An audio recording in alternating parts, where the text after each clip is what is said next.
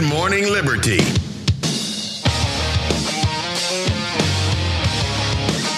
Well, what is up, all of our liberty-loving friends? This is another fantastic episode of Good Morning Liberty. My name is Nate Thurston. Across from me is Mr. Charles Chuck Thompson, wearing his beautiful taxationist theft hat. This is your hat, actually, I think. Well, I mean, technically it's our hat. Oh, yeah, that's true. It's a community hat you have. It was purchased by the business. We feel better today because the murderer who assassinated Charlie Kirk has been apprehended by authorities, and that is good news. We are just now starting the process of finding out things about this guy. His name is, Tyler Robinson? Was that his name? I don't want to get his name. Hold on. Yeah, Tyler Robinson is the guy's name.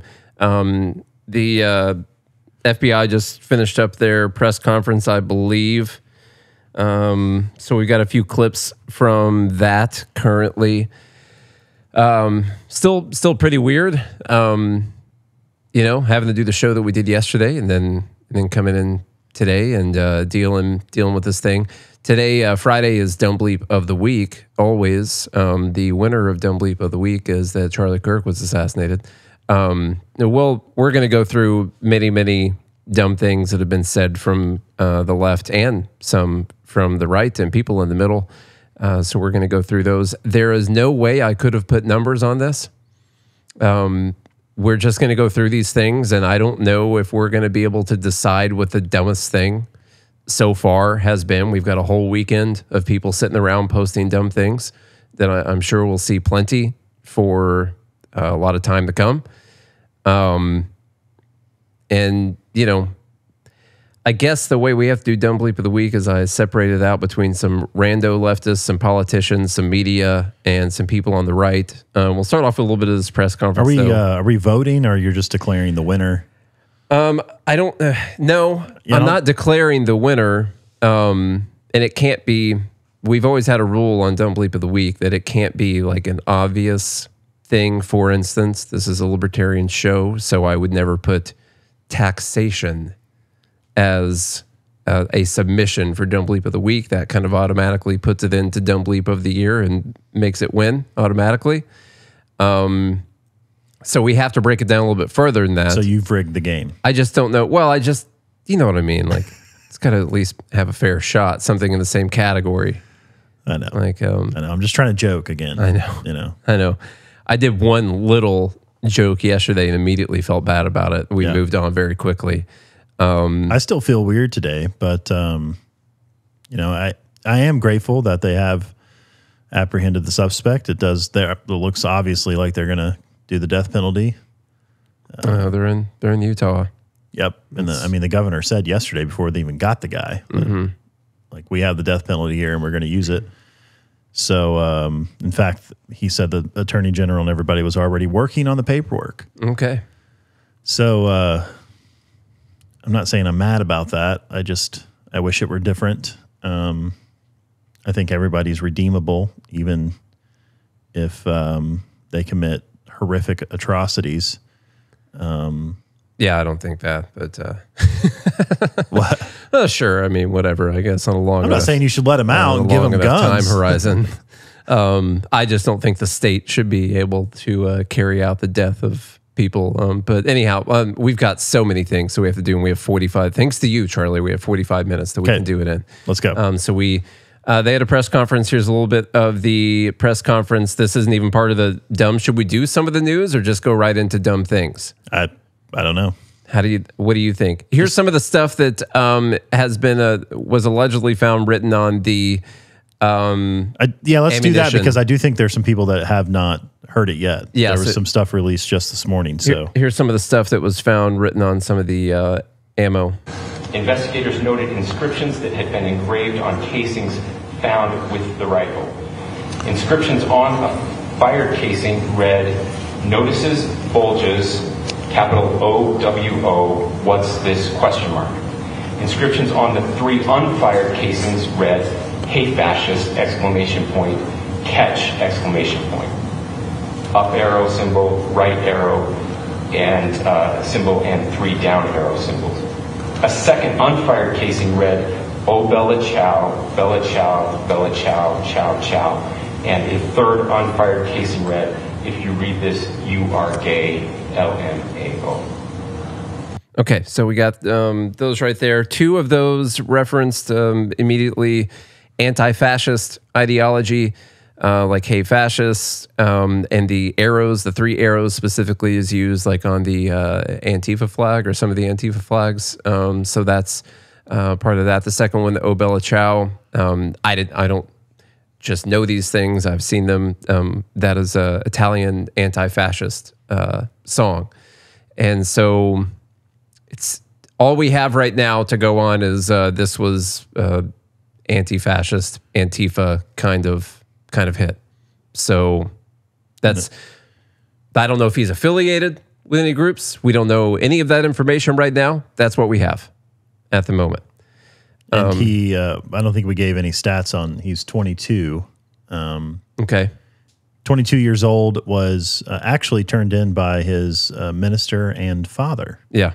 To authorities. Those are separate people. His father was not his minister. Right. Just clarify. Minister and his Faja. Yeah. It seemed, well, from the earliest reports, what Trump said on Fox News and the press conference, it looks like, or sounds like, he had confessed or alluded to confessing to what he had done to his minister and his father, and they contacted authorities.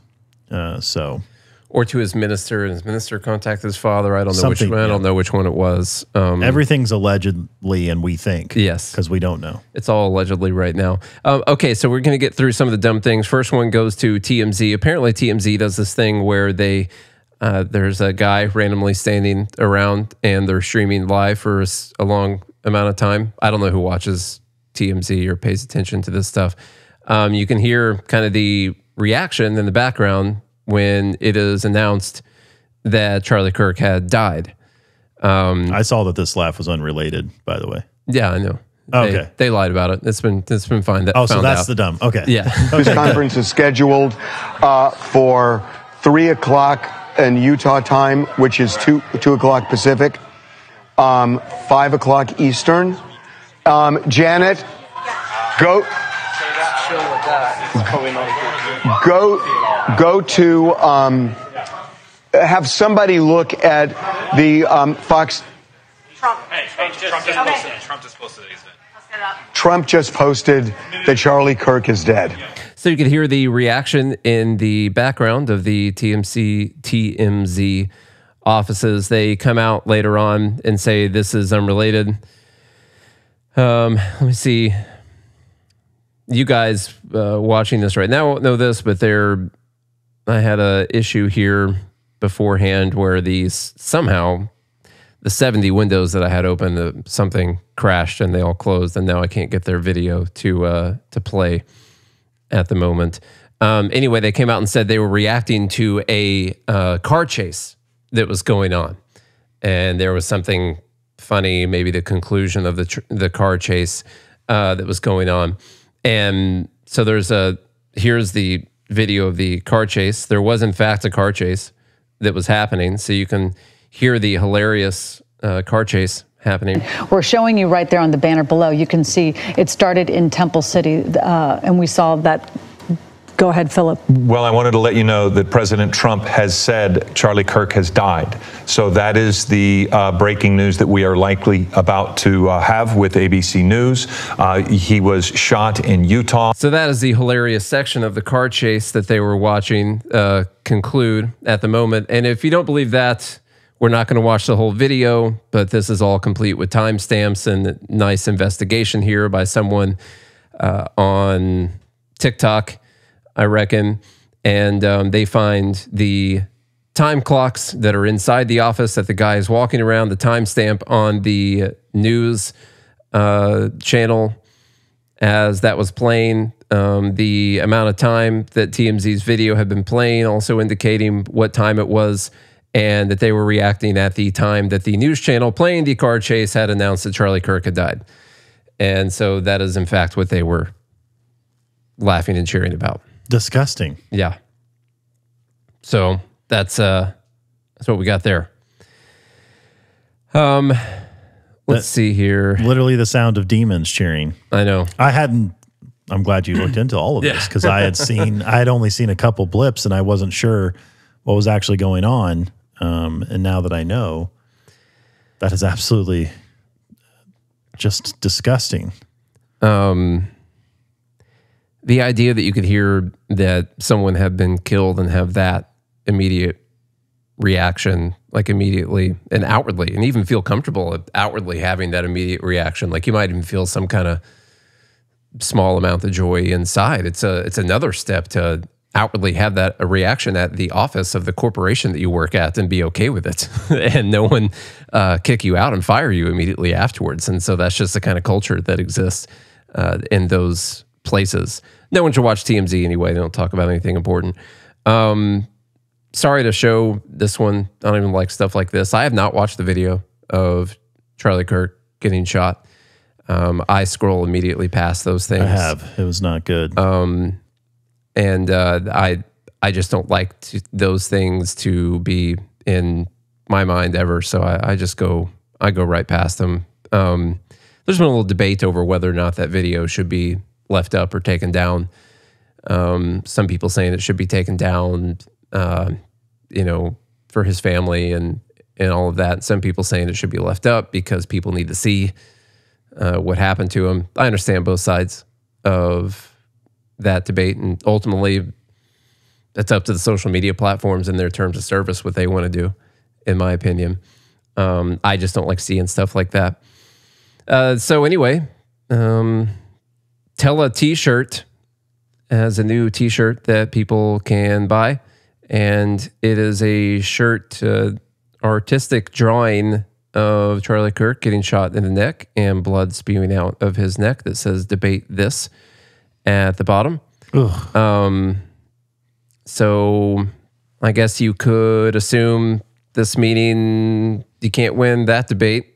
You come out here with these ideas, try to spew this hate and all that. Man, yesterday, debate this. Yesterday I was really like hoping we wouldn't devolve, and I really don't see it happening on the right. I think to Magoo's point, we're not seeing the BLM type riots after George Floyd was killed, where they burned cities and completely took violence to the streets. Yeah. After George Floyd was killed. We haven't seen that from the right so far in this response. It's been nothing but most people that I've seen calling for not to be violent. There have been some. And my hope was that we could really not devolve into this, chimpanzee-like violent nature. But unfortunately, I saw the Matt Walsh video. He might, at this point, after these two things, he might be right. And it's not the right pushing it, actually. It's the evil people that are continuing this type of narrative after someone was assassinated and murdered. Yeah. Like it's... they're going to keep pushing and keep pushing and keep pushing. Yeah. And what are you supposed to do about that? And then if you have a reaction, they'll gaslight you afterwards. So, yeah, it's pretty gross. Pretty gross for this t-shirt company to immediately... Is that a hammer and sickle t-shirt there behind them? Sure is. That is. How about that? So that makes sense. How about that? Let's see. This is immediately afterwards. This is a... And by the way, that's not something I'm saying I want to see, by the way. I still hope and pray that doesn't happen. But I obviously am not consumed by social media all the time. But so I see, I see things here and there. I have not seen, in these first two posts, I have not seen this level of... evil and insanity yet. And I don't know if I should thank Nate for his research or God, this is Lacey's like wondering why I've been in such a bad mood. And I'm like, unfortunately, to research for some of these shows, you got to deep dive into this stuff and read the comments and look at the posts. And I can feel myself getting angry. Yeah. This is what will make you really, really angry. This is immediately afterwards, like that day, they had a candlelight vigil at the Idaho Capitol, and a man drove through the vigil on a scooter yelling F Charlie Kirk. I think a fight happened.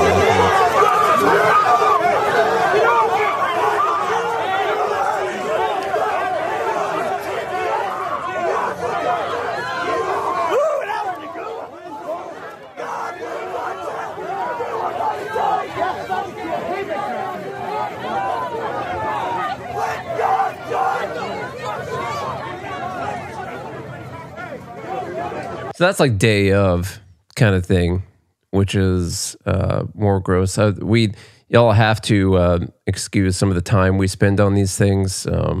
We've got right now 33 minutes, unless I continue after Charlie has to leave. We'll see. Here's another person. This is night. Yeah, the night of. We got Charlie in the neck. We got Charlie in the neck. Who's up next? We got Charlie in the neck. We got Charlie in the neck. We got Charlie in the neck. The bubble. All right, that's enough of that. Did he say who's up next? I don't. DHS? We got Charlie in the neck. Oh, yeah, DHS. That's what they said.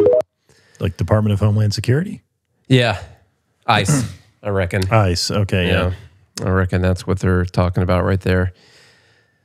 I understand like why, like some of the reactions we go through from people on the right and stuff, and also when other things happen, you have to take the same consideration with people on the left. Like if there's violence towards someone on the left, kind of initial emotional reactions to seeing things like this. I get it. Like as I see that guy, I'm grappling with free speech and wanting to beat the shit out of him at the same time. And I don't know which one wins, honestly. Technically, the answer is free speech. And that's just a person singing a song into a bullhorn. And hasn't harmed me physically in any way, hasn't taken any of my liberties away. And so if I'm given enough time to come to a rational conclusion on it, that's what I come to. Some people don't, I guess, spend that much time going back and forth between those two things. It's not because we don't find the speech abhorrent. It's not I that. know, It's obviously. that who decides what speech is allowed and not allowed, and that's a government, and the government, if you do that, then they can decide other speech is not allowed, and that you obviously don't want that. So that's the principle behind what you're saying. It's not that we think that people should be saying these things, because it's absolutely disgusting. Yeah. The demons cheered for Jesus's death too. So Let's see. they're outing themselves.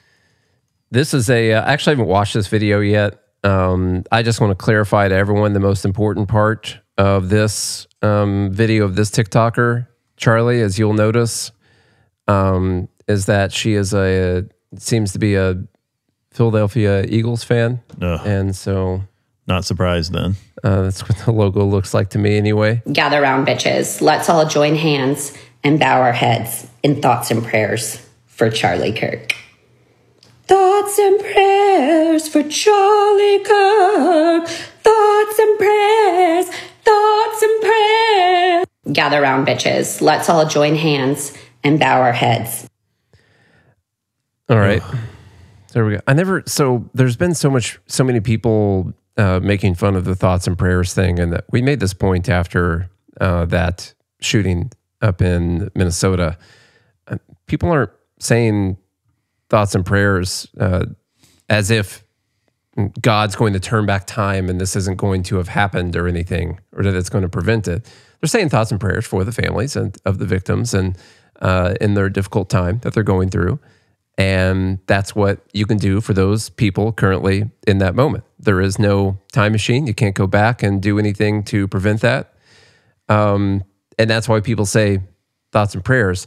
people have been responding to it, making a sign of empathy. Yeah, that that's exactly what it is. With them in that situation, even though there's nothing you can do, like physically, mental, like literally, there's nothing you can do, but you can empathize with their situation, and you can sit with them and pray with them, and then we look to a higher being, because you can't understand what's happening in this 3D realm that we have, and they don't get that because their higher power is themselves and their own ego.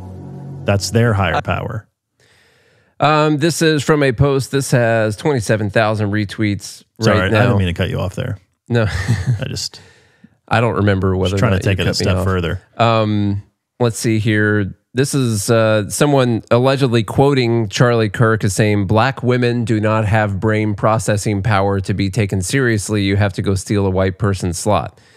I've seen this claim a couple times, and there's another clip going around as well as some other ridiculous ones. We'll listen to a little bit. DEI and talking slavery. Talking about, almost everything I've dug into, they've taken Charlie Kirk completely out of context. Yeah. With abortion, almost everything. And I say that with, there's a few things that I disagree with Charlie Kirk on. I don't think that we should institute Christian religion or theology at a national, like in government. No. Now, I'm not saying that I don't think that that our founders built this nation with Judeo-Christian values. I think that's absolutely true. But I'm also against enforcing those beliefs from a government stage. So there are a few things I disagree with Charlie on, but all these things that people are pointing to as if like he deserved this or brought this on himself somehow because of his own rhetoric have taken him completely out of context, including him reading quotes and other things. Like every single one of these that I've dug into, I have yet to find one where they haven't taken him completely out of context to try to justify evil actions. It's and sometimes that can be the danger in a world where people take things into their own hands. That can be the danger of people lying and clipping things out of context or lying about things that people said, is that you can then have thousands to millions of people believe that Trump said that Nazis were very fine people. Yeah. And this is something guys like Brian Lyer Cohen, that's all they do, literally, for clicks. Joy Reid and Michelle Obama and Sheila Jackson Lee and Ketanji Brown Jackson were affirmative action picks, we would have been called the racist. But now they're coming out and they're saying it for us. They're coming out and they're saying, I'm only here because of affirmative action. Yeah, we know. You do not have the brain processing power to otherwise be taken really seriously. You had to go steal a white person's slot to go be taken somewhat seriously. Play cut 52. So there's an important thing right there, that the person who made the claim of what Charlie said got wrong intentionally, and then got a ton of clicks on it, which he said that Charlie said, black women do not have the brain processing power to be taken seriously. That's not what he said. He was talking about Ketanji Brown Jackson, Sheila Jackson Lee, and these people saying that they benefited from DEI or affirmative action and things like that. And he said, yeah, we know you, Ketanji Brown Jackson, which if you read her freaking opinions have been ridiculous. And people like Sheila Jackson Lee, he's saying you people there that are saying that, not you people like that. Like individually. Yes, you don't have the brain processing power. He's not saying black women do not have the brain processing power to be taken seriously. That's not what he said at all. And we're going to have plenty of more clips like that if we have time to get through them. We'll see. This is, let's see. This reminds me of, because I've been watching the Cowboys documentary. So good, isn't it? It's actually really good, really well done. Even people I know that aren't Cowboys fans. And I was on the episode where all that controversy started about Troy Aikman being a racist. And you saw all of the black players being like, what? Yeah. Come on. Come on. This is the most ridiculous thing I've ever heard. But people were spreading lies in the media, trying to drum up this controversy that Troy Aikman was a racist, taking like one or two things that were said and like literally telling stories about it. And every single black person in the locker room that was with Troy Aikman was like, that's the most insane thing I've ever heard. He's opposite of a racist.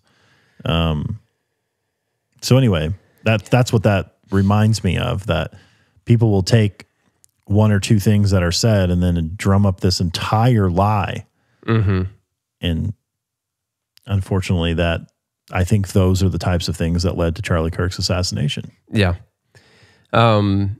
We've had several examples here from people at learning institutions, even one at MTSU, I believe. Not dean of students, but the associate dean, something like that. I can't remember exactly what it is. Don't quote me on that. Had said some ridiculous stuff. I believe she got fired. I don't know if that's the case for everyone that we've seen ridiculous things from. This is a teacher allegedly teacher, according to Libs of TikTok, teacher at Naples CSD, who said, let's see, Charlie Kirk, who said that gun violence is a price worth paying for his version of the Second Amendment, spent his last coherent moments baselessly blaming transgender people for gun violence and arguing for stripping them of exactly those rights. The aspiring Goebbels was interrupted by a bullet to the neck, which quickly cured him of HVLD. I don't know what that... Oh, he says it later. He says it down there. Yeah. And shortly thereafter, he became a good Nazi. Good riddance to bad garbage. HVLD means high velocity lead deficiency. And on the Nazi thing, it says the only good Nazi, and you know the rest of it.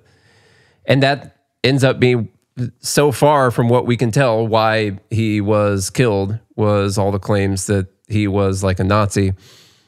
And this... Fascist. Yeah, fascist or Nazi. And this does kind of show you why, you know, calling everyone Hitler... Listen, we support free speech. You can call people Hitler. You can do that. That's, you know, that is fine. But there are consequences to those. And it's on the individuals who decide to do those kinds of things, to look into things for themselves, to not give in to just things they're reading from other people. But this seems to be an example right now of calling someone Hitler or a Nazi too many times. And we all know, and this is a problem with this kind of idea, like, oh, if you had a time machine, you go back and kill Hitler, would you do it? And like we've all heard that question or thought about that question maybe before. And most people so virtuously pat themselves on the back and be like, oh, of course I would. Of course I would. I would do anything. Yeah, I would go back and kill Hitler. And so in that mental exercise that you're going through, since you don't have a time machine, your only answer is, well, I have to look for these next Hitlers in my society right now. That's what people should have done then. And that's what happens. So that's what we got there. Mm-hmm. Let me see. Speaking of... I'm seeing from the Fed Haters Club that the high school teacher in Greenville, South Carolina that said something was fired. Yeah. There have been some people definitely getting canceled that are celebrating Charlie Kirk's death. So I don't so much time spent trying to find these people and cancel them. Like, that's fine if you want to do that. To me, it's up to the different organizations to have those policies on what people can say when they're representing their organizations and to adhere to those. And not really give in because there's like a mob of people that are telling you have to do something, but do it because you have policies about this, about how someone can represent your organization. And they violated that. So like I'm fine with all these people getting fired. And there's a whole website set up dedicated to finding these people and getting them fired. There's a website called charliesmurderers.com. Where these different posts have been put up and people have been identified and people are trying to go after each one of them and get them all canceled in whatever way they can. I don't know what the rules are on that. I can tell you when I see that they get fired, I feel good about it. Yeah. I feel good. So I can tell you my feelings. Well, I think from a principled standpoint, you have to go back to property rights. And sure, you have the right to say whatever you want, but a business also has the right to employ you or not for whatever reason. Yeah. So now I may not agree always with that decision. For instance, if you don't take a shot or if you say something I agree with, I don't think you should be fired. And then on the other hand, morally, I think if you say something that is abhorrent, then you should be fired. So, but at the same time, it's up to that property owner to decide what they allow and don't allow. And as far as rights are concerned, you have the right to say whatever you want. You don't have a right to a job. Mm-hmm. So that's as simple as that. That goes for people wanting to fire people that are on the right also. Yeah. For their things. They can do that. One more clip here of people, like, for proof that he was racist, that Charlie Kirk was racist. And this is not proof that someone was racist at all. They're talking about DEI here. And, of course, taking, 2-second clips of things that Charlie Kirk said, in which I understand all the things he's saying, and I agree with him. You're going to remove my appendix, and you're a black lesbian. See a black pilot, you wonder, you say, I hope they are qualified. If I see a black pilot, I'm going to be like, boy, I hope he's qualified. I'm dealing with somebody in customer service who's a... So we don't have to play the whole video here. Those are completely reasonable questions to ask when you are living in a society that has now glorified a policy that you will hire a black person because they are black and not because they have the best qualifications. And also lower the standards to hire them. Yes. So that you can reach some sort of arbitrary quota. And by the way, when he's talking about pilots, he referenced very specifically that United Airlines came out and said that their goal by 2030 was to have a 50% black and or female pilot force, that half of their pilots were going to be black and or female. And when they made that announcement, they were at 8%. Mm-hmm. Meaning, how are they going to reach those goals without lowering the standards? They even said that they were going to lower the standards. So that is correct. Yeah. It should be. This is a meritocracy. They don't care what color your skin you have. Are you the best at what you do or not? And so the point that he's making there is when you see that you have a black pilot in that world, the world that we currently live in, or it was arbitrarily created. We were living in, last year, the year before. When you see that you have a black pilot, listen, I'm terrified every time I get on a plane. But now when you see that, you have to wonder, not automatically, well, there's no way that person is the best pilot for the job. You're not saying there is no way that black guy or that black girl can be a good pilot. But in the back of your mind, you have to wonder, did they get this job because they're amazing, they're an amazing pilot? Or did they get this job because they're black? If they got the job because they're black, and there were a whole list of 1,000 other pilots that were better than them, and then they were the first black one, my fear level just went up a little bit on that plane. Yeah, he literally said, I hope they're qualified. Yeah. Didn't say they can't be qualified. That's a perfectly reasonable question to ask or thing to think. So we have to move on from, I had like 4 or 5 more leftist takes that we're going to skip over right now because I got to make sure we give a little love to the people on the right or people on whatever side of this. The next one goes to Ian Carroll. Listen, I love a good conspiracy theory. I love conspiracy theories. And I will entertain all the notions. I think it's great. Okay.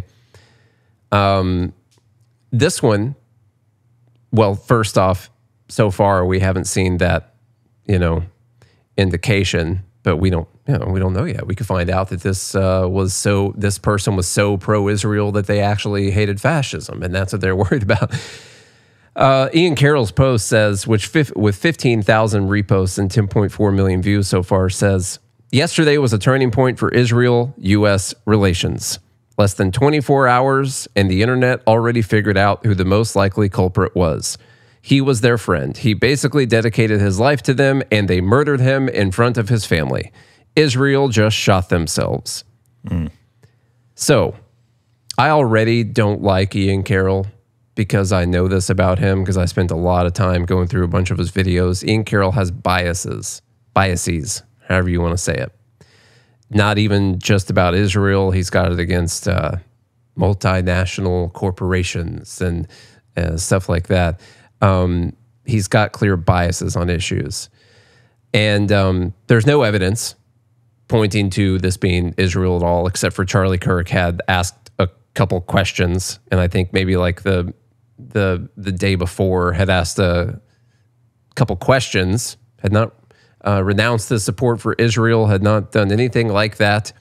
We know that he had that TPUSA event where he had Dave Smith there and Tucker Carlson there. People were upset about that and some of the conversations that happened there. That's about the body of evidence that you have suggesting that Israel killed Charlie Kirk. Mm-hmm. That's it. He asked a couple questions about Gaza. Yeah. And wondering, like, is this too far? Yeah. That's about it. That's about it. And there are a couple clips going around, you know, him talking to Ben Shapiro, one of him talking to Megyn Kelly. And that's it. He's not even going after Israel really hard. He's just asking, honestly, he's asking soft layup questions to someone like Ben Shapiro to have Ben Shapiro defend Israel, but sound like he's asking questions of Israel. Yeah. And that's why the clip is only 44 seconds long. And there's several clips and articles and things that Charlie Kirk had done where he unashamedly and unabashedly supports and defends Israel. Well, someone asked him, like, oh, do you have a problem with the $3 billion that we send to Israel? And he's like, yeah, I think we should be sending them way more than that. Yeah. We also talked about how he visited Israel, and that is the Holy Land. It changed his life. It changed his life. He connected with his creator there. And he said, like, I am an unashamed supporter of Israel. And we say the difference is between the people and a government and the atrocities the government is committing. And I think Charlie more closely aligned with Candace Owens on that, although he still was appeasing his friends like Ben Shapiro and others on the issue. I don't think he's anywhere close to I would say internally. Oh, I don't know about. Well, on Israel, on the government, the nation state of Israel committing violence. I think he's a guy who's willing to ask questions about things, just like we saw him with the Epstein stuff. Even though he's a obviously close friend and supporter and defender of Trump, he was still out there saying that we needed to release all the files. No, he's not out there just directly calling out President Trump and saying he's protecting pedophiles and stuff like that. But he's out there saying we still got to release the Epstein files. And I guess you can look at things like that and say that that's dangerous for this guy who's got so many fans on the right to be open to asking questions. Here's a clip with him with Ben Shapiro that's gone around all over the place. 39 seconds long. Sorry, here's the question. Charlie, we've pushed back against the media on COVID, on lockdowns, on... So he doesn't even ask the question, by the way. I want to point that out again. What I meant by soft layup question to Ben Shapiro. He doesn't even directly pose the question to Ben Shapiro. He is saying, I've had listeners reach out to me, and they have asked this. Charlie, we did this on COVID and all of that. And so, Ben, what do you say back as a response to that? That's what's going to happen in this clip. Charlie, we've pushed back against the media on COVID, on lockdowns, on Ukraine, on the border. So like, maybe we should also ask a question. Is the media totally presenting the truth when it comes to Israel? Just a question, that maybe we shouldn't believe everything the media says, because I know I've been conditioned to ask a lot more critical questions over the last couple of years. So, Ben, some people would accuse Israel of wanting to ethnically cleanse. Some people in the Israeli government are saying, again, it's all over the place, right? You have opinions all over. In your opinion, what would a good outcome 5 years from now be, and how does one respond to the claims of ethnic cleansing? Once again, the way he asked the question is some people are saying this. It's not him even saying any of the stuff, and he's laying it up. He's just tossing it right up there for Ben Shapiro to knock these things down. He's not even the one making the claims. And so... Probably sent the questions beforehand, even. Let's see. I believe he crossed the line, and it may have cost him his life. That's something with 10.3 million views on here. So... Dr. Simon Goddick, he said, I wouldn't be surprised if the same people behind 9/11 were also behind the assassination of Charlie Kirk 24 years later. We all know who I'm talking about. He is talking about Israel, which, by the way, this guy, Dr. Simon Goddick, he's reposted us several times. all that, and appreciate that for sure. But here's the problem. When you do this with absolutely no evidence to support your claims, it is a detriment. It discredits the things that you say in the future that might be true. That are fact-based. that are actually fact-based. And so when you also then come out and say, well, Israel is starving people in Gaza. I'm like, okay, aren't you the same guy who said that Israel killed Charlie Kirk immediately afterwards? Mm-hmm. Why would I listen to you? You have a clear bias. And so that is why it is stupid to do this. Even if you're a guy who, like, I want to criticize Israel, I want as much as the next guy. I'm not good at trusting any sources on any of this stuff, so we don't talk about it a whole lot. But they deserve as much criticism as any government that there is out there, or more. And so I'm fine with that. But when you come out and you jump on this immediately, you do a disservice to your followers, your supporters, anyone who has legitimate criticisms, fact-based criticisms, evidence-based criticisms of things, and you discredit the entire movement, and you become like who they say you are. Back when you were saying factual things that had evidence behind them, they said you were this person. And then you come out and you be this person, and you prove them right, and then they can point to it again and say, don't listen to this guy, look how crazy he is. Mm-hmm.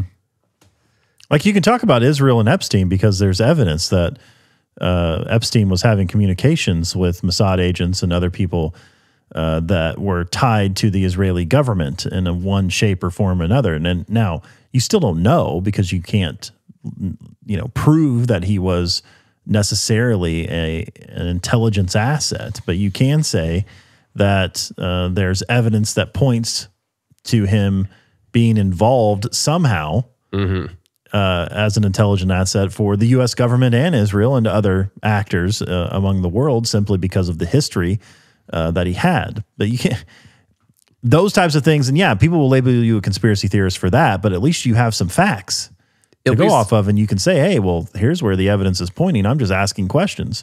But when you ask questions like this with literally zero evidence, you have no idea what's going on, except you have legitimately created a conspiracy theory in your own mind because you are somehow conditioned to believe now that something like the nation of Israel can be behind every bad thing that happens in the world. Follow the money. It's all directly tied.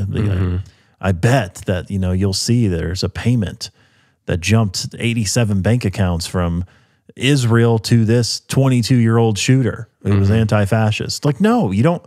There's no evidence of that. Yeah. It doesn't exist. And I'm all for doing the conspiracy theories and stuff, and I love them, but there's also a difference in saying, like, we all know, like Ian Carroll said, that the internet already knows who is behind this. No, you don't know. You have a theory. That's fine. You can have a theory. You can say, hey, we should look into this. But when you go with no evidence and say, yeah, we know that this happened, no, you don't. I don't believe you. And guess what? Even though I already didn't trust him a lot of stuff, because I could tell he has this insanely clear bias where he tries to look for evidence that supports his conclusion, his predetermined conclusion that he wants to find. I trust him even less now, and everyone should be mindful of that. Okay, last thing here. We got a few minutes, and then I don't know. This is going to have to be part one, I guess. So many things to cover, so little time. Representative Clay Higgins says, I'm going to use congressional authority and every influence with big tech platforms to mandate immediate ban for life of every post or commenter that belittled the assassination of Charlie Kirk. If they ran their mouth with their smart-ass hatred celebrating the heinous murder of that beautiful young man who dedicated his whole life to delivering respectful conservative truth into the hearts of liberal enclave universities, armed only with a Bible and a microphone and a constitution, those profiles must come down. He also had security. So I'm going to lean forward in this fight, demanding that big tech have zero tolerance for violent political hate content. The user be banned from all platforms forever. And I'm going after their business license and permitting. I'm also going after their business licenses and permitting. Their businesses will be blacklisted aggressively. They should be kicked from every school, and their driver's licenses should be revoked. I'm basically going to cancel with extreme prejudice these evil, sick animals who celebrated Charlie Kirk's assassination. I'm starting that today. That is all. If there is one thing you could do to belittle Charlie Kirk or the assassination of Charlie Kirk, it would be to destroy free speech. It's to use government power. Yes. To completely destroy the very thing that he advocated for. Mm-hmm. Tell me you don't know. Tell me you don't know what Charlie Kirk died for without telling me you don't know what Charlie Kirk died for. And it was the right to go out and speak and say things that people disagree with. That's what it was. And by the, I was with my friend. You know, exactly. If you stop the conversation, that's when violence starts. That was Charlie Kirk's whole mantra. Quote Charlie Kirk as a response to this post. I bet you some people have. Not enough. Yeah, I guess someone needs to do that. I was with, and we just got a couple minutes here, but I was with my friend John when I found out about this, and I just kind of said my thoughts on this were like the right and other people as well, but the right just had another 9/11, basically. They don't really comparing the two in that way, you know, over 2,000 people died on 9/11. But as far as an impactful emotional moment that is likely to drive some type of actions, that's just how I naturally, that's what I thought. I could be wrong. That's what I felt about it. That's what I thought it was going to be. And in that, the danger, all of us here listening know, are all of the liberties that the government decided you did not have in response to 9/11. We started wars in response to 9/11. We started spying even more on Americans after 9/11. We lost rights to privacy. All this stuff happened. Massive growth of government after 9/11 that things have not been the same since then. And it was already on a bad path before that. And so do not let this become that once again. We have principles for a reason. Those principles are things that are supposed to hold true in good times and bad, not just when things are great. They're supposed to be there when things are not great at the same time. That's what principle is. If it's only there when things are good, then it's not a principle. It's just a thing you say when it's easy. That's it. Principles are for when it's tough, you know? It's for when it's hardest. Yeah. And don't do it, which by the way, even if it goes against every like emotional fiber of your being. Like the stuff we saw after COVID or during COVID with the government going after social media platforms on different things and all the things we said about how the government couldn't be controlling these companies, and someone you like gets killed and it's like, okay, all of a sudden the government can tell all these people what to do. And also, we control your business licenses and your driver's license, so we're going to completely remove you from society. You can't, that's danger when government controls all these things. You can't have a business, you can't even drive. You want to leave your house, you got to walk. Although I'm probably going to make it where you can't get a mortgage, so if you want to leave your tent, you're going to have to walk. That's it. And we can't go down that road at all. That's my warning right now. And I know this is said at an emotional time. And so let the dust settle a little bit. Now, that doesn't mean that I don't necessarily agree with him in the essence of, I hate these people who are celebrating this evil. I mean, I absolutely detest them. That doesn't mean that I wish all those things would happen to that person. Yeah. I hope they lose their job and their house and you know, the fleas of 1,000 camels infest their armpits for the rest of their life. Yeah. You know, they get an allergy that they can't control. And they just feel awful all the time. They get a splinter that they just can't get out. A splinter of their that hand. is infected every couple weeks. Causing immense pain in their dominant hand. They can't never find their phone charger. They don't remember where it is. Their tires are constantly flat, you know, even when they try to drive. You know, of course, I hope all of those things. Yeah. But you cannot use government power to do so, because that power will be turned on you, as they tried to do during all the things we were speaking out against with COVID and everything else. This podcast was directly affected by that same power, and still to this day is, still by affected. The way. Just a Nate was simple, so pissed. before the show started. A simple milquetoast freaking video from yesterday of me talking about how the government has too much power, and that's what leads to these things. I mean, just, you guys know, we don't say super controversial, violent things. You know, I put it up on YouTube, and in the first hour, it's got 1,000 views. That's fine. Okay. I put it up on TikTok. In the first couple hours now, 0. Blacklisted. Not a single view. Not one view, which means it's been shadow banned based on the things that we said in that video, which is like nothing dangerous whatsoever. In fact, it's explaining how we get out of the danger. We're still dealing with shadow bans from COVID times. Yeah, it's crazy. It is crazy. All right, I'm a little late for my call. It's just mainly one I have to listen to, but unfortunately I have to go. So I don't know if you want to continue or if we do a part 2 in an hour, or if you have to go. Can you go in an hour? Yeah. Let's take an hour break. We'll come back. Part 2 at noon. Part 2 at noon. Everyone hanging out with us. We will be right back. And we are back for part 2. Part 2. If you're, I don't know how I'm going to put this together. It might just sound like it went from one thing to the next. You're like, part 2? What do you mean? We just took an hour break in the middle of the episode. You said that at the end. We said we're going to take an hour break. Yeah, that's right. That's right. So we took an hour break in the middle. And we're back. Before this section, reading some more stuff online. So it's interesting. We're both seeing some other claims about this shooter, which I will not rule out. I won't rule anything out. This is a conspiracy theory that has some facts behind it. And then I also saw another conspiracy theory on top of it, of people asking, and I'm not saying it means anything, I'm saying it's a valid question. When they released video of the guy jumping off the roof, and then later they said they found the rifle in the woods. And I'm like, where was a rifle when he jumped off the roof? You know? Right. That's weird. I'm not saying it means anything. I'm saying that's a question I want to know. It is weird to see that video and then also consider they found the rifle. Didn't it look like he was carrying something? In the first video of him going there, it looked like he had it stuffed on his leg. Even when he jumped off the roof. He had a bag of some kind, but it wasn't rifle length. He would have had to put the rifle back together if that's the case and then leave it. I don't know. Anyway, as in most cases, we have to wait for some more information to come out. So it's always good to consider all the stuff.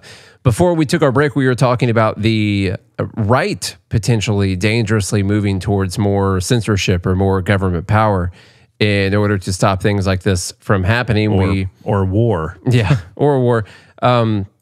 We read the thing from Representative Clay Higgins. Here's another one from Christopher Rufo.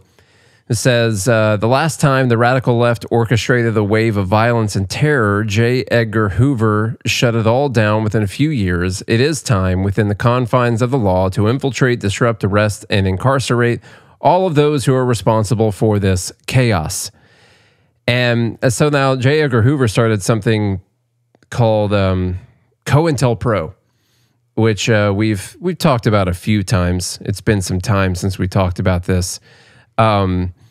But COINTELPRO, they basically infiltrated a bunch of leftist institutions, whether underground, Black Panthers, different movements, things like that, and tried to discredit them, disrupt them, get informants, things like that. Okay, but the problem is, what happens after you're not in power anymore? I'll tell you what happens after you're not in power anymore.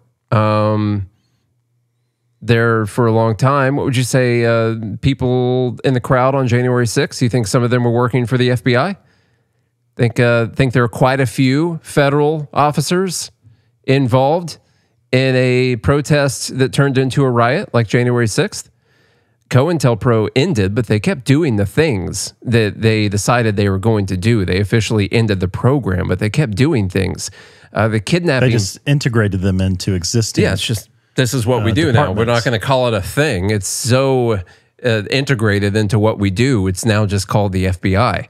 And that's what we do. Yeah. Remember that kidnapping plot on Gretchen Whitmer that was literally created by the FBI? The plot would have never existed if the FBI would not have created the kidnapping plot. Yeah, many different things like this. They infiltrated BLM during the BLM protests. They sent out agitators with a bunch of weapons and things like that, trying to get people to do violence and stuff in order to discredit the BLM movement. All sorts of things. And so you're not always going to be in power, and those institutions are still going to exist. And instead of deciding that you're going to create even more power or do things that we did in the past, we should be talking about decreasing the power of our institutions that we have. So that's my thoughts on that. Yep. I don't know. Don't disagree. That's good. Libertarian Party of New Hampshire is one of our entries. A specific post here from them, and mainly the end of the post. They say, Charlie Kirk is proof that free speech mostly doesn't work. Most people don't change their minds. Some people will literally kill each other before that happens. Stop trying. It's the last sentence that really bothered me, the last two sentences. Stop trying to persuade people who hate you. Focus on living around people who share your beliefs and values. And I completely disagree with that idea. I'm an example of someone who has changed my mind over time. I am as well. By people like me before me, who have gone on to speak truth and have facts and evidence and well, even make an emotional case. You know, that's what Ron Paul did. He appealed with facts and evidence, but he was a great orator from an emotional sense of the way he talked about things. So people can absolutely change their mind. I think New Hampshire, for some reason, there's definitely an element of them trying to get more people to move to New Hampshire. Yeah. To create the Free State project or whatever's going on there. But also we know that the LP of NH says as many controversial things as they possibly can to just drum up clicks. Yeah. And unfortunately the algorithms reward it. Yeah, it's worked out well for them to do that. That's one of the things that was sad about Charlie Kirk to me. What we talked about earlier and what we did notice about Charlie Kirk is that while he was a big supporter of Trump and of Israel in every way possible and all that, he was a guy who was willing to ask questions about things, to entertain the opposing viewpoints. That probably comes from being a guy who debates people all the time. Like, you have to be good at thinking through other people's viewpoints on things. And so there was a chance. I mean, he was like 25, early 20s when he got pulled into the Trump organization sphere, whatever. Like, I didn't change my mind on stuff until I was like 25 or so. He easily could have gone in the direction of being more libertarian, and he could have done it later on in life as well. Look at Tucker Carlson. He's doing that kind of right-wing warmongering stuff up until he was in his, I don't know how old he is, in his 50s, before he started changing on some of this stuff. Like, people can change if they hear the right opinions. And once you decide that people can't change anymore, I mean, that's the end game right there. That's it. Yeah. What else are you going to do? That's all it. You have left is violence. That's the only answer. I did want to, speaking of Israel, by the way, now that we know a little bit more about the shooter so far, and I actually haven't heard this clip. Apparently in this clip, Netanyahu claims that Kirk was assassinated by radical Islamists and ultra-progressives. We'll listen to this. We'll see if it's dumb or not. It'll just be us reacting real time to this 31-second clip. This is a worldwide problem. The people on the extremes, the Islamists, the radical Islamists, and their union with the ultra progressives, they often speak about human rights. They speak about free speech, but they use violence to try to take down their enemies. Whether it's President Trump, who's been almost assassinated twice, or they try to kill me here too. But they got Charlie Kirk, and it's just heartbreaking. Yeah. I don't think, once again, that's another, you had one guy, Ian Carroll, claiming it was Israel without any evidence, and then Netanyahu claiming that it was radical Islamists without any evidence. I'm sure he probably thinks that Charlie Kirk's killer was 2 weeks away from a nuclear weapon, too. Probably. And so, Yeah. For some reason, it feels bad to laugh, but I know. That was a good joke. Appreciate it. This is someone posting out, got a couple thousand reposts on the 21 million views here, saying that Trey Parker and Matt Stone have blood on their hands. Remove South Park from all streaming services. This is in response to just recently, like maybe a month ago or something, South Park releasing an episode where they made fun of Charlie Kirk. I saw the clips, some of the clips of Charlie Kirk debating and stuff that were going around in the South Park episode. This is what they do. They make fun of people. They dramatize stuff. Their version of Charlie Kirk wasn't very accurate because it was Cartman like yelling at people. And that's not how Charlie Kirk handled himself. But they also do this debates. to everyone. Yeah, they do it to everyone.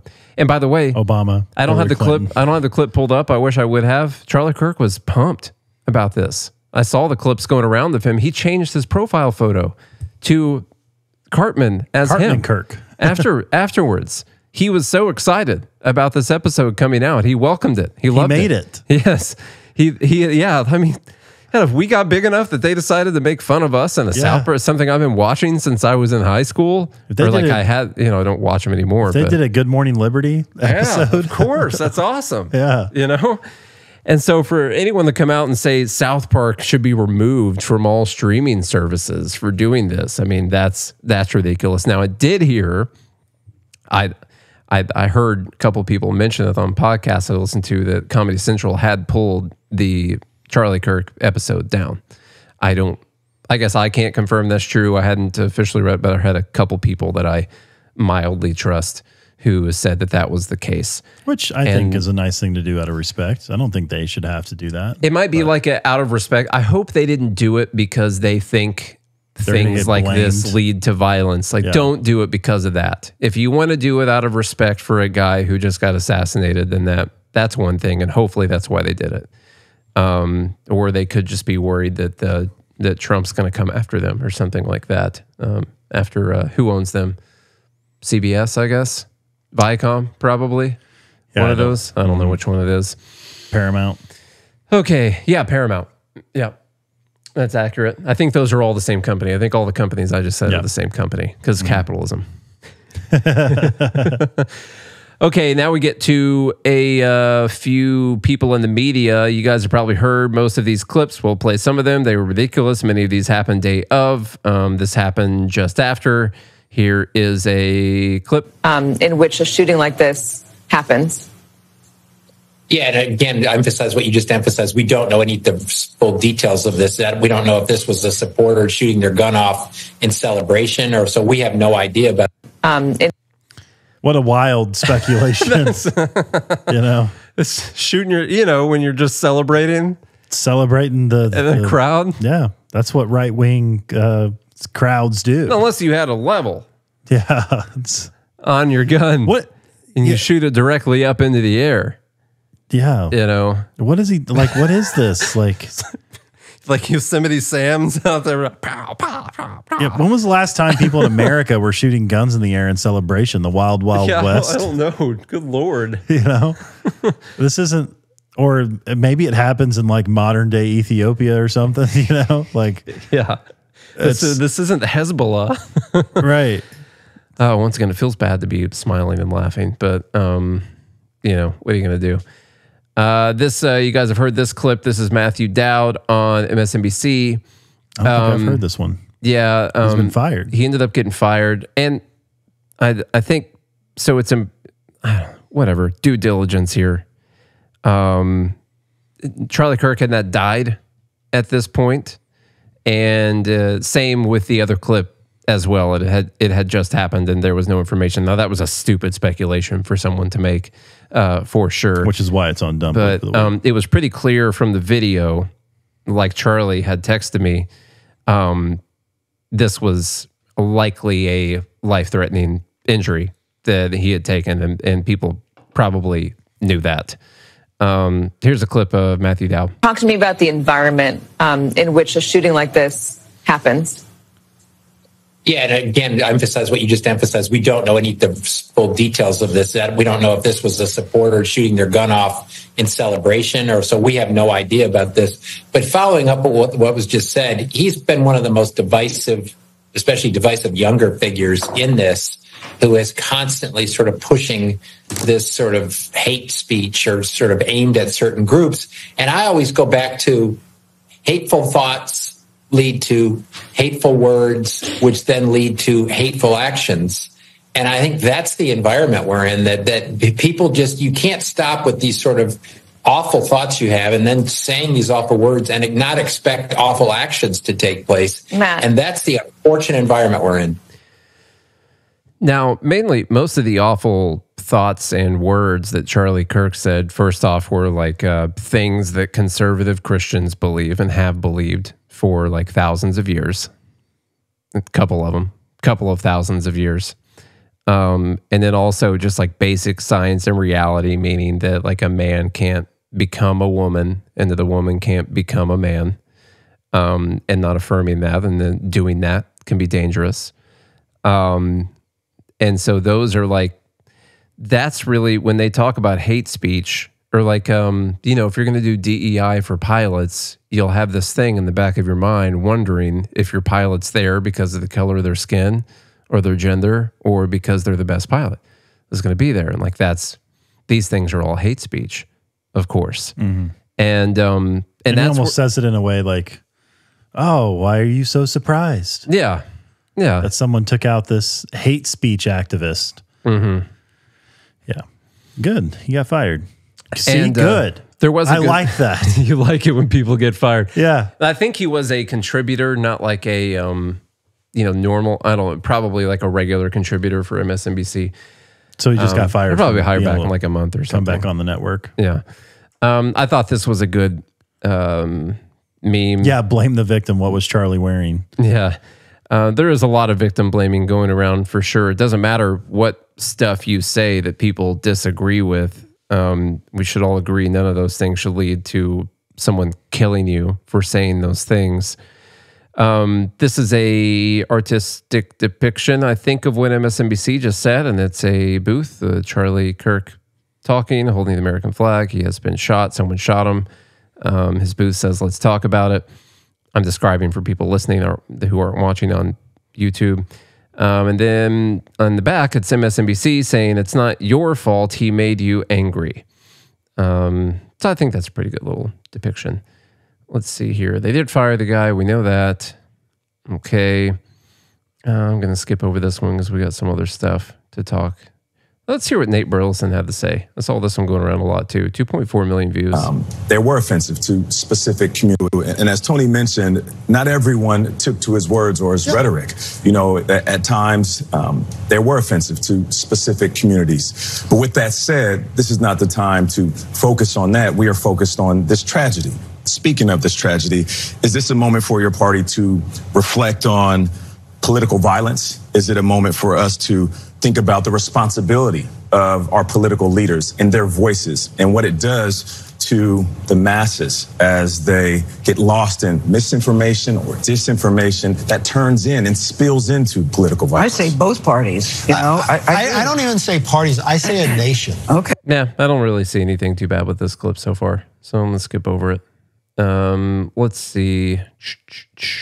Politicians had some takes on this too. Let's see what Elizabeth Warren had to say.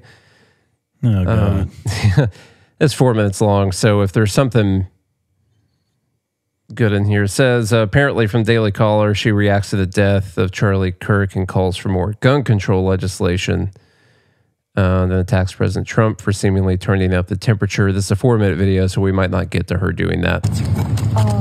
This is just wrong, and my heart goes out to his family, to his friends, but we just cannot be a country that turns to violence when we disagree. We just can't. What can Congress do about it, Senator? Well, one thing Congress can do is gun safety, and every time there's a killing, the Republicans say this is not the time to talk about gun safety. And yet we have to. As a nation, we have more gun deaths than most other nations, and we don't keep our children, our friends, our neighbors safe by just putting ordinary gun safety rules. Like trigger discipline? Or I don't know what she means by that. Yeah. Does she think he didn't know you're not supposed to point it at someone? Right. I don't know what she means by gun safety. Guys, this is a bolt action rifle. This is something you can buy for like $300. It wasn't automatic. Yeah. It wasn't semi-automatic. No. No one is talking. Well, no, that's a absolute statement. Almost no one is talking about banning bolt action rifles. Even the people who say like, oh, when the founders wrote the Second Amendment, we didn't have this kind of stuff. Like, you're not going to ban bolt action rifles, even if it's black and it looks scary. You're not going to be covered for those. Everything that Elizabeth Warren would have wanted to have done up till September 10th, 2025, would have not stopped this. No. Yeah. And even things that they do like if they would have banned assault rifles, and what that means for them are AR-15s and the like, the scary looking military guns.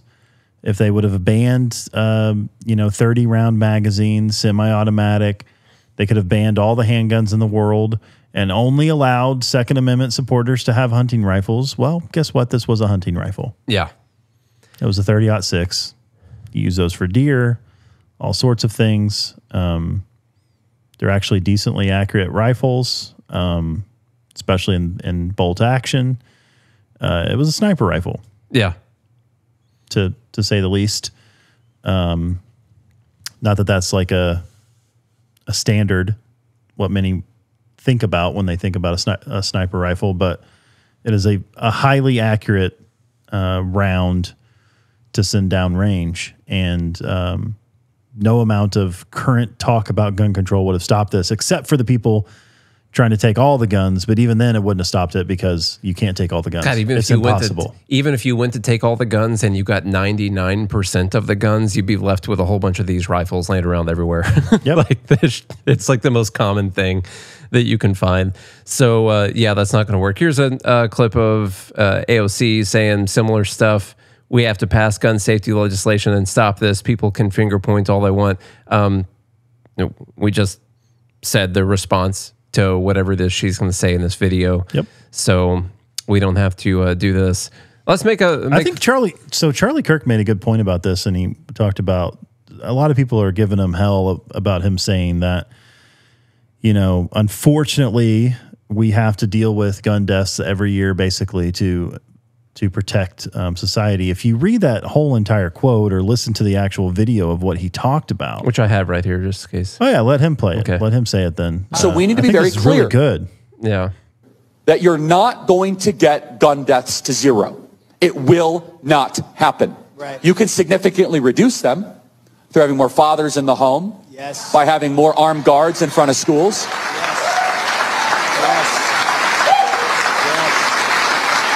We should have an honest and clear reductionist view of gun violence, but we should not have a utopian one. You will never live in a society when you have an armed citizenry and you won't have a single gun death. That is nonsense. It's drivel. Wow. But I think it's worth it. I think it's worth to have a cost of, unfortunately, some gun deaths every single year so that we can have the Second Amendment to protect our other God-given rights. That is a prudent deal. It is rational. Nobody talks like this. They live in a complete alternate universe. All right. Now, there's more to that, though. He goes on to say that we have 50,000 car deaths a year. No one's talking about banning cars. Mm-hmm. In a society that has cars where we accept the fact that it is dangerous to drive on the roads because we care. It's valuable to us to have products and services and deliveries and to get places faster. And it has economies of scale, being able to drive at faster speeds and all of that. No one is talking about banning cars because of car deaths. We do talk about making cars safer and things of that nature. And I think any responsible gun owner has no problem about, people having classes or learning about gun safety or anything like that. No responsible gun owner has any problem with something like that. Like, but no one talks about banning cars. He draws some really good analogies in there. Now, he also drew some analogies that I didn't like airport security. And you know, I haven't seen the full clip of the whole thing. But the way he talks about it is he talks about how we have armed guards at airports. You know, we have security at places where we don't want gun deaths to take place. And so his argument is we can reduce gun deaths by beefing security. And I think that that's true, but it's also true you're not going to prevent all of them from happening. It's just like you're not going to prevent all car deaths from happening. No. Or airplane crash deaths from happening. And also the people who think this is like a gotcha or a ironic moment or whatever that, because, he said that there was a cost, an acceptable cost to allowing people to have guns and all that. Those people don't really understand. I don't think I'm here, I'm telling you guys this right now, and I'm sure Charlie will agree and say the same thing. This Charlie, can't speak for the other one. If I'm killed by someone with a gun ever in the future, do not ever use that to argue as for any reason to ever take guns away from anyone at all. Never, not one single time. Yep. I would agree. You will besmirch my name in doing so. This is an acceptable cost because what happens when you disarm everyone? It gets way worse for everyone. So that's how you end up with gulags. Yeah. And Auschwitz. Yeah. Look at and Charlie Kirk made that point, actually. Look at Keir Starmer, the Prime Minister of the UK. I wanted to let him have his go at being dumb. He said, "My thoughts this evening are with the loved ones of Charlie Kirk. It is heartbreaking that a young family has been robbed of a father and a husband. We must all be free to debate openly and freely without fear. There can be no justification for political violence." This coming from a government that literally imprisons people for posting memes that people don't like, that will literally arrest you and put you in jail for making jokes that people don't like. Thousands and thousands of people getting arrested for saying things that the government has decided you are not allowed to say. And so for him to come out and be like, we must all be free to debate openly and freely without fear. There can be no, I guess you can only have fear that the government is going to come and get you. That's an acceptable fear for him to believe you should have, but not the citizens. No, you can't wait. You can't be in fear of the citizens, but totally fine for the government to come after you. Yeah. 100%. That's Gosh. That's fine. That's just fine and dandy. Thank you. This is when you realize some people are just all words. And you have to look at their actions for what they truly believe. Yeah. Well, here we are again with only 4 minutes left, and I reckon we ought to take that to wrap up the show. I did want to point out that there were some good responses, not the one I have pulled up right now. This is actually funny. Harry Sison posted out that the alleged Charlie Kirk shooter wore a Trump costume back in 2017. Definitely doesn't look like a crazy liberal to me. His Trump costume is him riding on the back of a midget deformed Trump who looks ridiculous, and he's riding him around like a, I don't know what you want to call it. Like, okay, I don't really think that's him in a Trump costume. It kind of seems like something else. I don't know. Yeah. He deleted that post, so I can't make fun of him. He deleted it. There were good things that.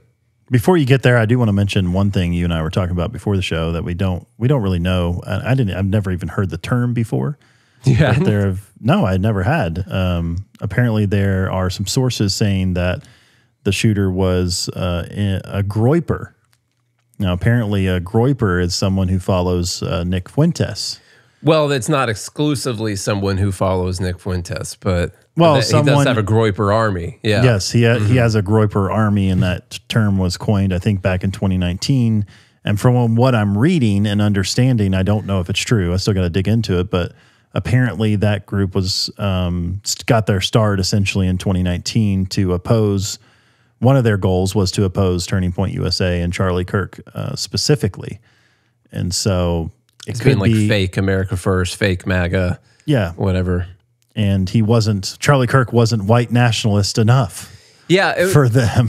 So I'll tell you, when he wasn't racist enough. When you first told me about this, I was like, oh my gosh, this is ridiculous BS. I know, that's what I thought too. Yeah. And then I did start searching online, and it's not entirely out of the realm of possibility. Now, the thing that wouldn't make sense is what was on one of the rounds about fascists, like, hey, fascist catch, I think is what one of them is. Catch this, something like that. That would kind of seem, that one kind of seems kind of weird, and also had 3 arrows on that, which like literally like the Antifa flag has. So that one's weird. There's a couple other that are like based on memes, which is very groyper. I'm not saying that this is the cause. What I'm saying is, for Harry Sissons to post something like this and be like, look, he was a Trump supporter.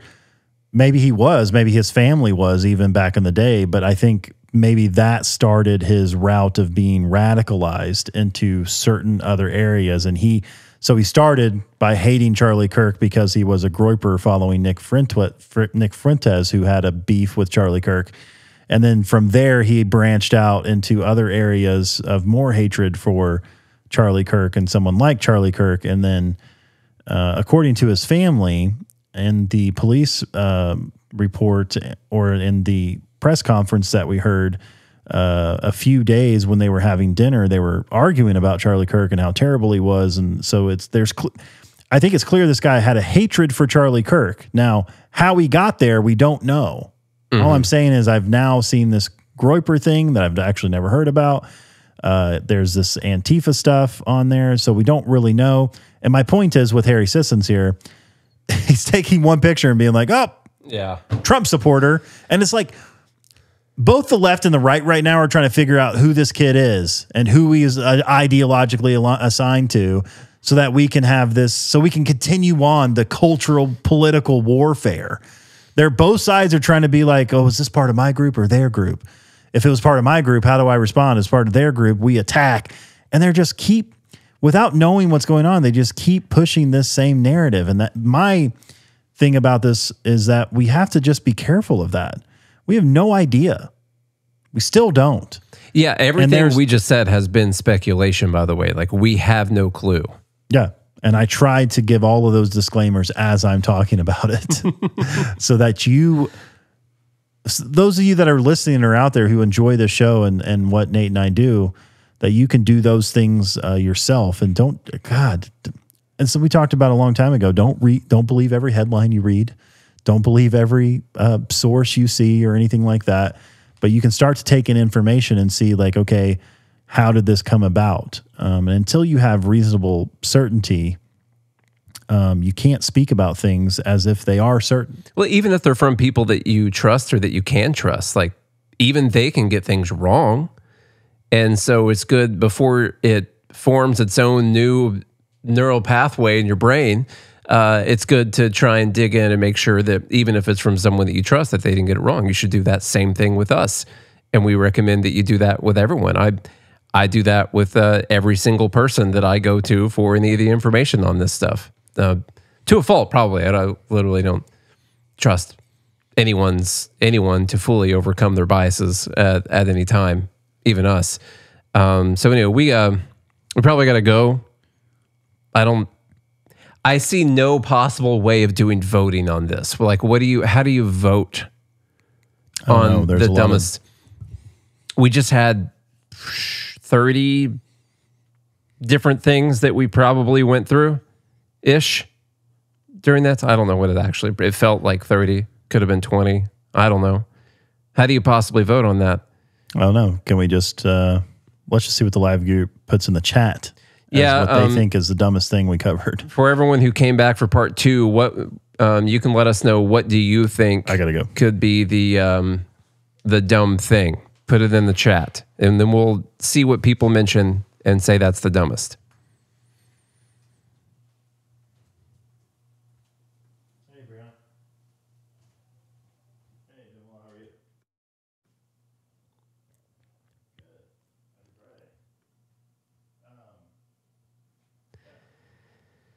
Yeah, maybe kind of all of it. They're just giving Charlie a minute to get. He did have another call he had to go. The reaction to Kirk's death, yeah, which is the whole episode. Can we just call it the reaction to Kirk's death? I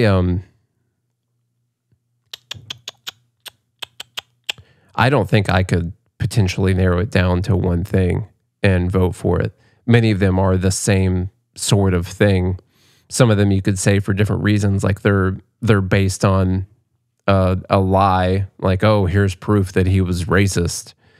And then you either don't understand what he's talking about, or you took clips out of context so other people wouldn't understand what he was talking about. People in the media saying dumb stuff. Politicians and people talking about how gun control is going to stop someone from using a bolt-action rifle to shoot someone. Ian Carroll's immediate blame for Israel on this. Netanyahu's immediate blame for radical Islamists for this. There's so many different things. Like, the TMZ thing, them cheering, and clearly it ends up being a reaction to finding out that Charlie Kirk is dead.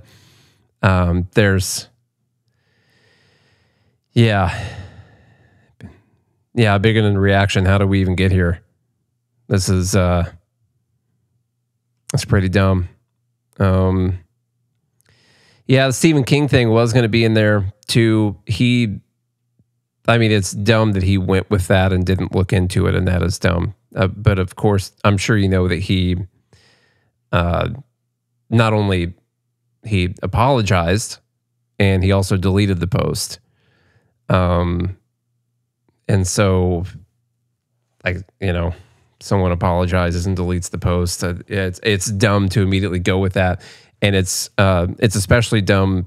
I think you got to take a little bit more responsibility when you have a large audience, a massive audience, and you know that so many people are going to get ideas from the things that you post. There's a little bit of responsibility there, I believe. Doesn't mean you can't post stupid stuff, but I think as a human, you should take more responsibility in making sure that the things that you post are true. So that's what we got. Anyway, we're gonna leave it at that. I'm not sure we can settle on a thing. The dumb bleep of the week is the reaction to Charlie Kirk getting assassinated.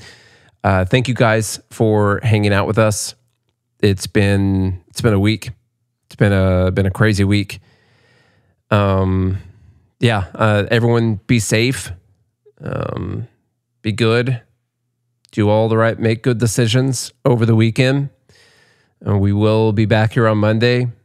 And make sure you tell a friend or a family member to listen to the show. If they don't listen to the show, come hang out with us on X, at Good AM Liberty.